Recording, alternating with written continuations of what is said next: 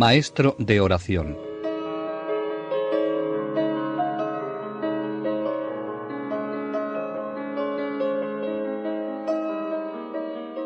¿De dónde sacaba fuerza el maestro Ávila para vivir como vivía, realizar tan impresionante labor pastoral y provocar tal número de seguidores que espontáneamente querían vivir como él?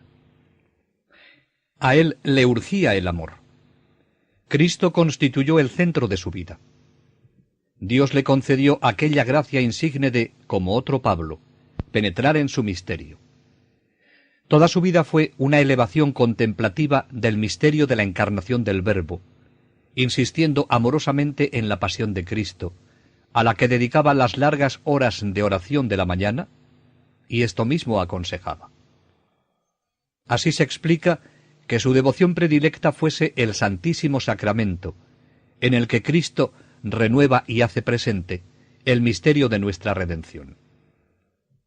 La tierna devoción que a la Virgen profesaba se pone de manifiesto en sus escritos. Para él era su madre, su intercesora y quien le ayudaba a ir descubriendo el camino para identificarse con su Hijo. No tenemos escritos personales que nos hablen de su oración, que nos habrían sido de gran estímulo y utilidad para conocer su experiencia. Pero podemos participar de sus enseñanzas sobre la oración, acercándonos a sus escritos con el deseo de poner en práctica lo que aconseja. Porque donde solemos fallar no es en oír cosas interesantes sobre la oración, e incluso en hacer propósitos sobre el ejercicio de la misma, sino en que a veces ni siquiera hacemos el esfuerzo de intentar ponerlos en práctica, con lo cual nos privamos de llegar a la experiencia que han llegado los santos. Hoy San Juan de Ávila se dirige a cada uno de nosotros con el mismo interés con que en su día lo hizo a tantas personas que dirigió por los caminos del Espíritu. Lo que Juan de Ávila entiende por oración lo dice en su libro Audifilia. Por oración entendemos aquí una secreta e interior habla, con que el alma se comunica con Dios, ahora sea pensando, ahora pidiendo, ahora haciendo gracias, ahora contemplando. Y generalmente, por todo aquello que en aquella secreta habla se pasa con Dios.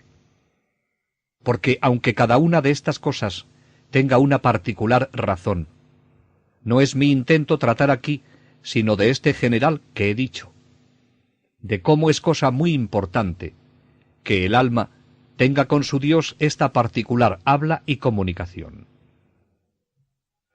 En cuanto a la forma de tener oración, da normas muy concretas en el mismo libro y en sus cartas. Busque algún lugar escondido y secreto, en el cual tenga sus libros e imágenes devotas, dispuestas solamente para ver y gustar cuán bueno es el Señor.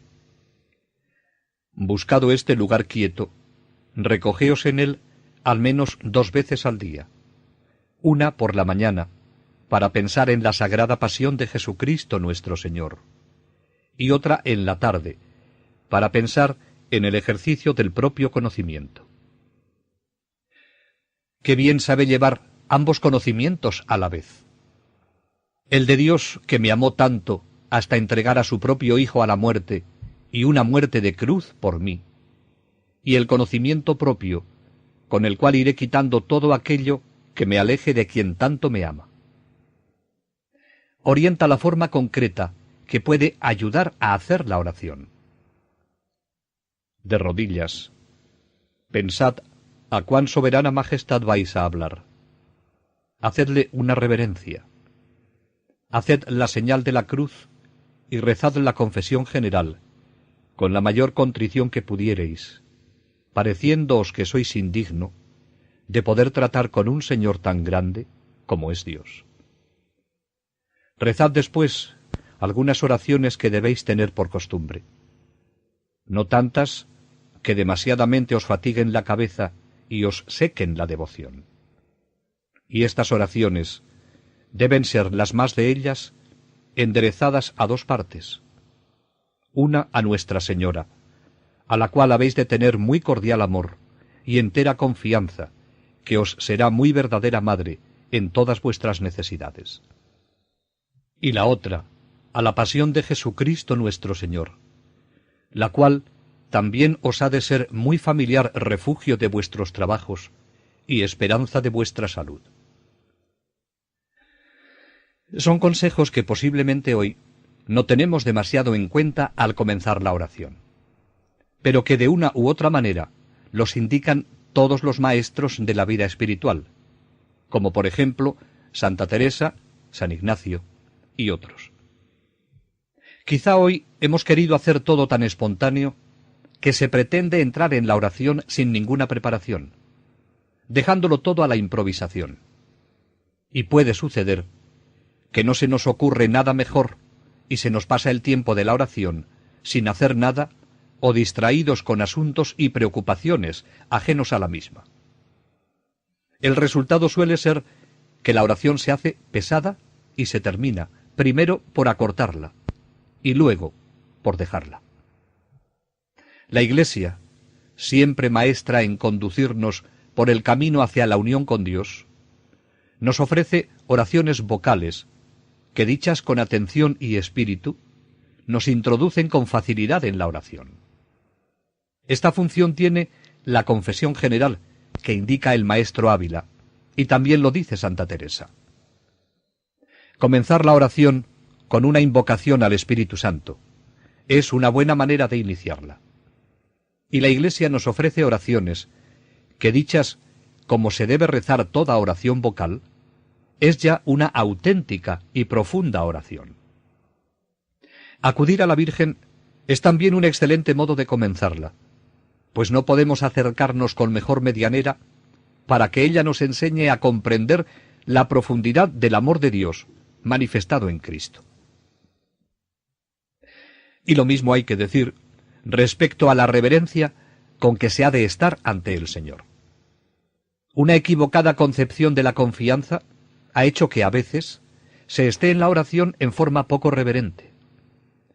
San Juan de la Cruz, y sabía mucho sobre este tema, nos dice que a medida que la persona avanza en la unión con Dios, aumenta el respeto y la reverencia debida a Dios por el mayor conocimiento que de Él se tiene. Y esto no resta nada a la confianza, a la que vemos llegan los místicos. Después de esto sigue diciendo: dejad de rezar con la boca, y meteos en lo más dentro de vuestro corazón, y haced cuenta de que estáis delante de la presencia de Dios, y que no hay más que Él y vos. Estando en quietud y sosiego, con el cuerpo en la postura en que mejor se halle, de rodillas, sentado, en pie o postrado, ponga delante de la imaginación a Dios nuestro Señor, que está allí y en todas partes. Lo pensará de una manera que le lleve a reverencia y amor. En esta entrada se detendrá un poco, pensando en Dios, que está muy cerca de sí, en la misma esencia de su alma y en sus mismas entrañas. Es fundamental, al comenzar la oración, hacerse consciente de la presencia de Dios a quien vamos a escuchar y a quien queremos unirnos. A veces hacemos mal la oración, o nos resulta una tortura sencillamente, porque los primeros instantes no los enfocamos bien. Creemos que sólo por el hecho de decir que vamos a orar, podemos entrar sin más en ella. Dedicar los minutos iniciales a darnos cuenta delante de quién estamos, delante de un Dios que nos conoce y ama. Le ofrecemos el rato que vamos a pasar con Él. Se trata de ponernos a su disposición. Después, la acción del Espíritu Santo y nuestra cooperación nos permitirá hacer la oración. Porque orar es encontrarse con Jesucristo, palabra de Dios hecha carne. Es suplicarle que nos muestre su rostro y grabe en nosotros sus rasgos.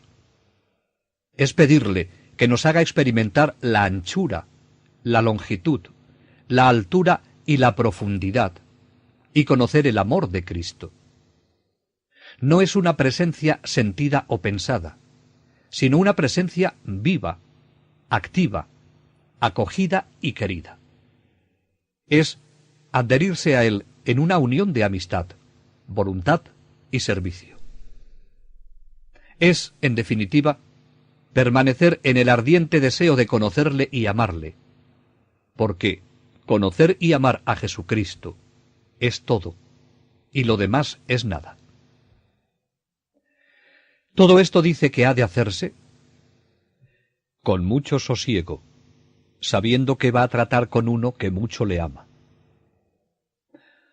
Estos son los preámbulos que no se deben olvidar, y que puestos en práctica con el sentido y devoción de quien nos los enseña, nos ayudarán en la oración.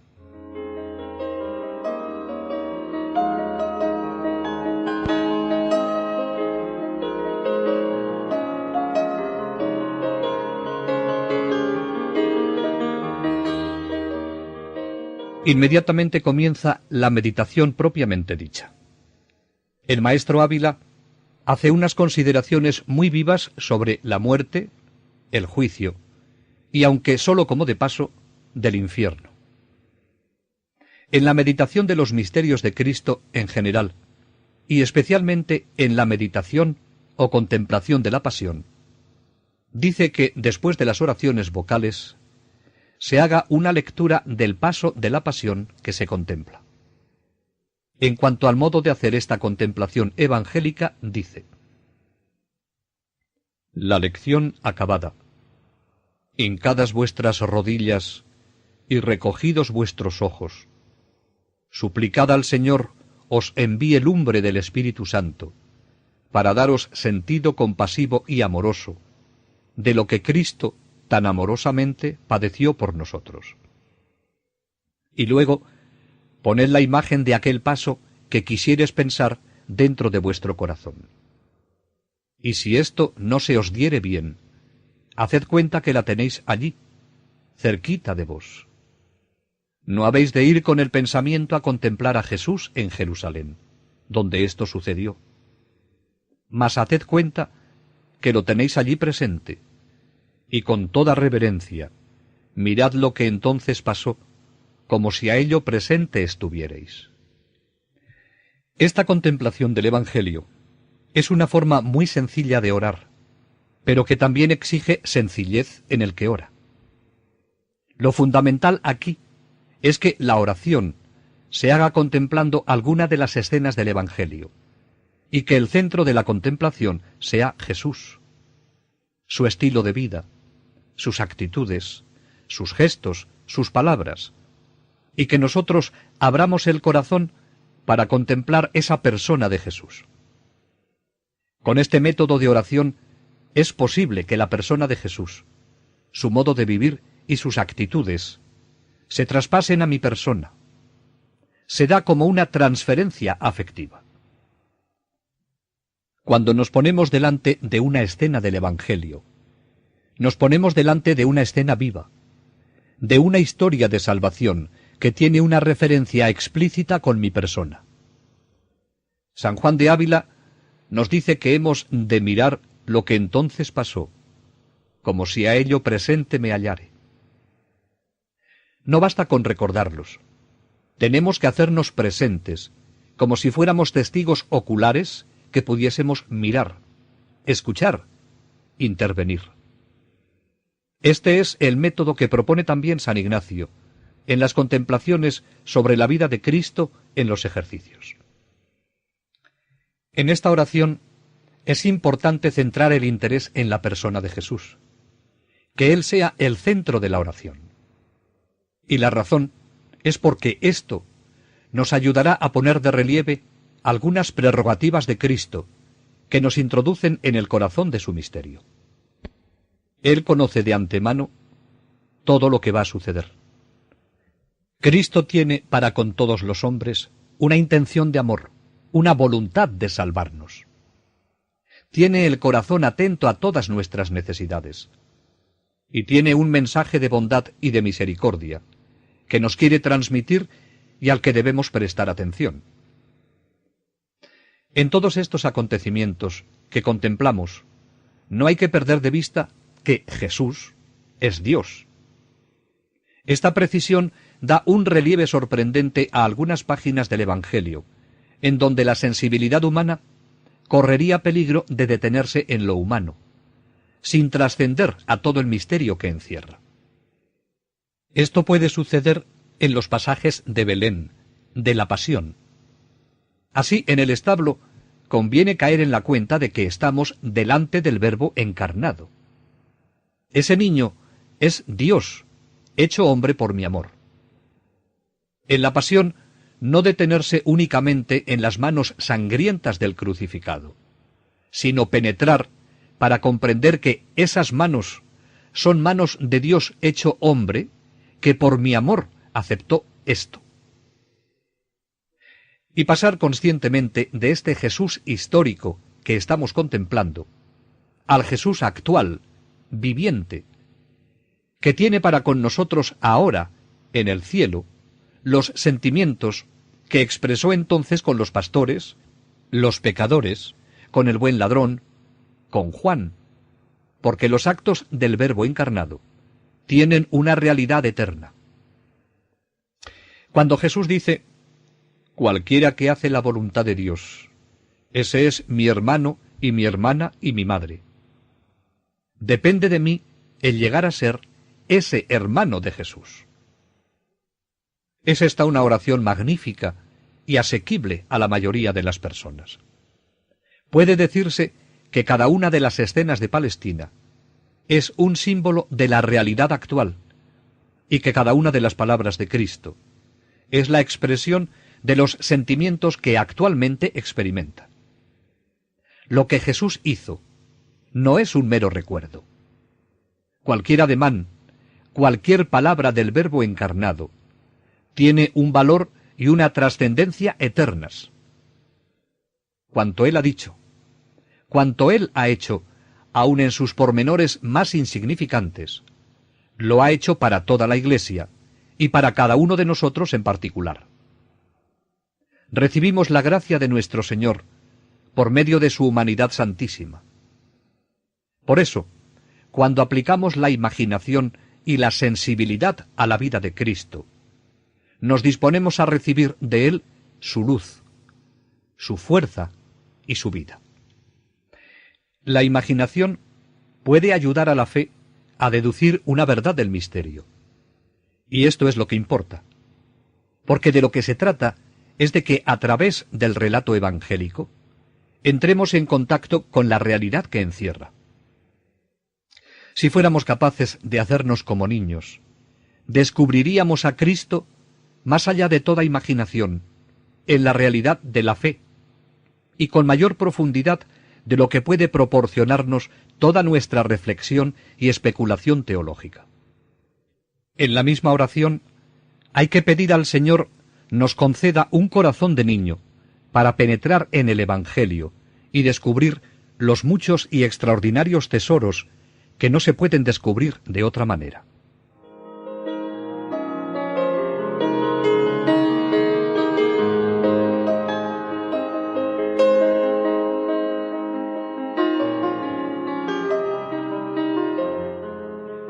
¿Cuál ha de ser la actitud de la persona durante esta contemplación evangélica, según San Juan de Ávila?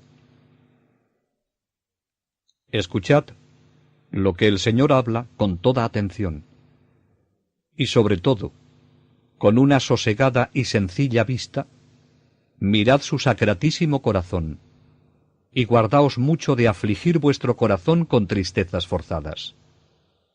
Mas, si con vuestro pensar sosegado, el Señor os da lágrimas, compasión y otros sentimientos devotos, los debéis tomar, con condición que no sea tanto el exceso con que se enseñoreen de vos. Invita a escuchar lo que el Señor habla. Hay quienes encuentran dificultad no en lo que ellos dicen en la oración, sino en lo que Jesús responde. Dicen que son ellos los que ponen estas palabras en boca de Jesús. Y muchas veces es verdad, sobre todo cuando empezamos a practicar esta forma de dialogar con Cristo. Las palabras de Jesús no son más que nuestras propias y piadosas reflexiones. En realidad, en esto consiste el pensar o reflexionar que tanto empleamos en la meditación. En razonar, que es hablarse uno a sí mismo. En este caso de la contemplación, lo hacemos a través de la persona de Cristo, a quien imaginamos presente delante de nosotros. Y Cristo se hace presente de muchas maneras, a través de sus palabras. Por tanto, al leer el pasaje evangélico. Si hacemos la oración así, no pasará mucho tiempo antes de que, en determinadas ocasiones, sintamos que esas palabras que creemos oír como venidas de Cristo no son fruto de la imaginación. A veces, la misma respuesta nos sorprenderá y nos preguntaremos de dónde ha podido venir, porque revela una sabiduría y una intuición que nosotros no poseemos. Otras veces, las palabras nos pueden parecer corrientes, carentes de agudeza o de una especial clarividencia. Pero su efecto es completamente inusual, porque proporcionan una repentina e inesperada paz, o una gran fuerza, o una intensa consolación, o un profundo gozo en el servicio de Dios.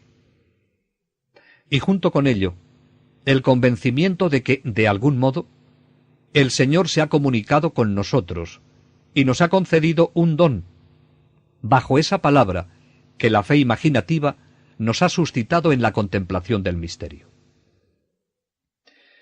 La misma Santa Teresa, otra gran maestra de oración, recomienda algo relacionado con esto. Consiste en imaginar que Cristo está a nuestro lado todo el día y en conversar constante y amorosamente con Él. Imagina que Cristo está sentado junto a ti y habla con Él como si realmente estuvieras viéndole. Esto no es pura imaginación, porque Cristo, el Señor resucitado, está realmente allí, aunque no exactamente con los rasgos físicos, el ropaje y los gestos con que lo imaginamos. Y esto mismo es lo que San Ignacio, otro maestro de la vida espiritual, recomienda en los ejercicios cuando dice que el coloquio se hace propiamente hablando, así como un amigo habla a otro amigo, o un siervo a su señor, cuando pidiéndole alguna gracia, cuando culpándose por algún mal hecho, cuando comunicando sus cosas y queriendo consejo de ellas. A lo que San Ignacio nos urge es a hacerle preguntas a Cristo y a pedirle consejo. Y ambas cosas presuponen algún tipo de respuesta por parte del Señor. Y no duda de que el Señor responde efectivamente al que ora, revelándole lo que desea de él y guiándolo personalmente, ya sea mediante el recurso de la fe imaginativa o a través de una profunda comunicación interior que trasciende todo tipo de palabras, conceptos o imágenes. Si nos hacemos como niños y tratamos con Dios con sencillez de corazón, desarrollaremos un instinto que nos permitirá reconocer cuando Cristo se comunica con nosotros a través de las imágenes. Todavía San Juan de Ávila da algunos avisos prácticos. No trabajéis mucho por fijar muy profundamente en vuestra imaginación la imagen del Señor. También habéis de huir de pensar con ahínco y costa de la cabeza, con tanta fuerza que parezca que vos sola, y a fuerza de brazos, lo habéis de hacer. Porque esto más semejanza tiene con el modo de estudiar que de orar. Sabed que este negocio más es de corazón que de cabeza, pues el amor es fin del pensar. Si tenéis fuerza para estar de rodillas en esa habla con Dios, conviene que lo estéis, porque toda reverencia es debida a la majestad divina.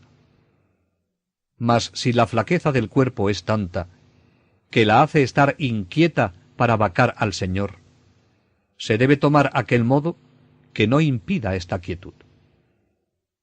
Y a este propósito, también hace que, si pensando una cosa en la oración, sintiere su alma que la convidan para otras partes, abriendo otra puerta de buen pensamiento, debéis entonces dejar lo que pensaba y tomar lo que os dan, presuponiendo que es bueno lo uno y lo otro. De la misma manera, si estáis leyendo o rezando vocalmente, y el Señor os visita con algún sentimiento entrañable, debéis cesar en lo que hacíais y gozar de aquel bocado que el Señor os envía. Y concluye el maestro con gran conocimiento de cómo se debe seguir la moción del Espíritu. Y no os hablara en tantas particularidades si no hubiera visto gente tan atada a sus reglas y a cumplir sus tareas, que aunque haya causas para creer que el Señor quiere que se interrumpan, ellos no quieren. Y si los quiere llevar Dios por un camino, ellos quieren ir por otro, fundados en su prudencia, siendo gran verdad que no hay cosa más contraria a este ejercicio que pensar los hombres que se pueden, por su discreción, regir en él. Yo muchos he visto llenos de reglas para la oración, y hablar de ella muchos secretos, y estar muy vacíos de la obra de ella, porque el estribar en ellas y el acordarse de ellas en el tiempo de la oración les quita aquella humildad y simplicidad de niño con que en este negocio han de tratar con Dios. Como hombre con experiencia personal y de tantas personas a las que dirigía, sabe prevenir de los peligros que se corre en la oración. No atarse a las reglas ni aferrarse a un modo de oración por creer que es el mejor, pero también cuidar de poner los medios que nos pueden ayudar a hacerla con fruto. Hoy quizá corremos más peligro de caer en esto último. Por eso precisa. Y no os digo esto para quitar las industrias razonables que de nuestra parte hemos de poner, especialmente cuando somos principiantes, mas para que se hagan con tanta libertad que no nos impidan estar colgados del Señor, esperando sus mercedes por la vía que Él las quiera hacer. No debemos despreciar medios que la historia de la espiritualidad ha confirmado sin haberlos experimentado. A veces podemos decir que no nos van, que no nos sirven los métodos, pero en nuestra oración no empleamos nada mejor para crecer en el conocimiento y amor de Jesucristo y en la imitación de sus virtudes. En dos puntos principales insiste el maestro Ávila, aquí y en muchas de sus cartas: en la sencillez, sosiego y suavidad con que se ha de hacer la meditación o contemplación, y en la importancia que se ha de dar al afecto o sentimiento y a la inspiración del Señor. Que mediten un poco por la mañana en un paso de la pasión, con todo sosiego del alma, contentándose con aquella vista sencilla y humilde, acatando a los pies del Señor y esperando su limosna y misericordia. Y cuando se hallaren delante de Dios, trabajen más por escucharle que por hablarle, y más por amarle que por entenderle. Trabaje por sentir esto, dice refiriéndose a la vergüenza de los pecados ante el juez. Que no el pensar, mas el sentimiento es el fin del pensar. Si quiere llegarse a ver la visión de cómo Dios está en la zarza y no se quema la zarza aunque arda, no aguce tanto el ingenio para inquirir cuanto el afecto para purificarlo. No olvidará lo que dije, que se detuviese donde el alma más gusta, y que en las consideraciones pase unas veces pidiendo y otras veces amando, y otras veces gimiendo sus pecados de la manera que Dios lo quiera. Donde el alma sintiere gustar de la oración, parará con el pensamiento. Y lo mismo indica cuando dice: en esta entrada se detendrá un poco, pensando en Dios que está muy cerca de sí, en la misma esencia de su alma y en sus mismas entrañas. Todo eso ha de procurar hacerlo con mucho sosiego, de manera que no canse la cabeza. Pensando esto, no con fuerza, sino como si estuviese escuchando a un predicador que lo dijese, que iría el alma con suavidad, considerando según oía, sin poner fuerza ni trabajo. Nada más lejos del pensamiento del maestro Ávila que confundir esa suavidad y sosiego que tanto recomienda con la inercia, la ociosidad o la pereza del que ora. Aun a los principiantes que se ejercitan en meditar su miseria y la vida de Jesucristo y sus beneficios, les dice, sí, que es necesario escuchar algunas veces y no hablárselo todo, que pensar el alma es hablar. Pero con el escuchar han de alternar el pensar. Y así, de rato en rato, pensar y tornar a escuchar, y no dormirse, que es muy contrario de este ejercicio. Todas estas indicaciones que da, y cómo previene de ciertos peligros que se pueden dar, se ve que son fruto de su rica experiencia, pues no puede hablar con tanta precisión sino quien los ha vivido y los enseña no como cosa de memoria. Son consejos en los que coinciden los maestros de la vida espiritual, que conviene tener presentes en la oración para emplearlos según las necesidades de cada uno.